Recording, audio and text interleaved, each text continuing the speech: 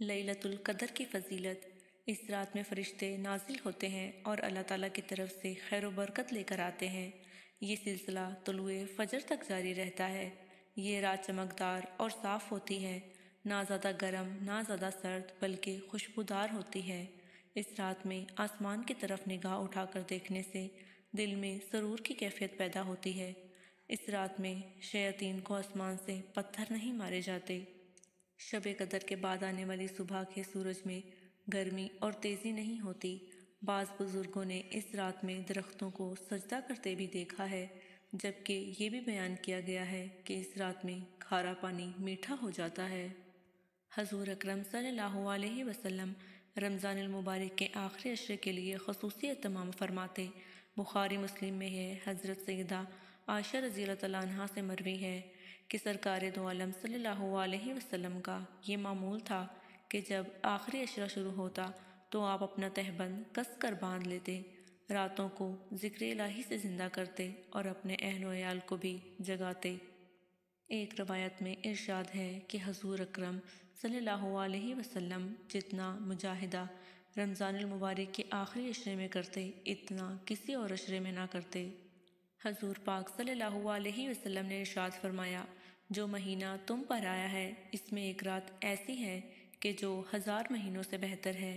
جو شخص اس کی سعادت حاصل کرنے سے محروم رہا وہ بھلائی سے محروم رہا۔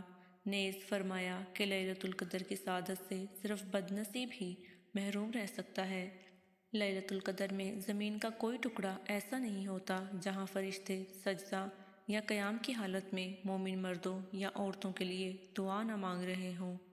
حضرت جبرائیل علیہ السلام زمین پر اترتے ہیں، تمام مومنوں سے مصافحہ کرتے ہیں، سلام کہتے ہیں اور ان سے کہتے ہیں کہ تم اطاعت گزار ہو تو تم پر قبولیت اور احسان کے ساتھ سلامتی ہو، اگر تم گناہ گار ہو تو تم پر بخشش کے ساتھ سلامتی ہو، اگر تم سو رہے ہو تو تم پر رضا الہی کے ساتھ سلام ہو، اگر تم قبر میں ہو تو تم پر خوشی اور خوشبو کے ساتھ سلام ہو۔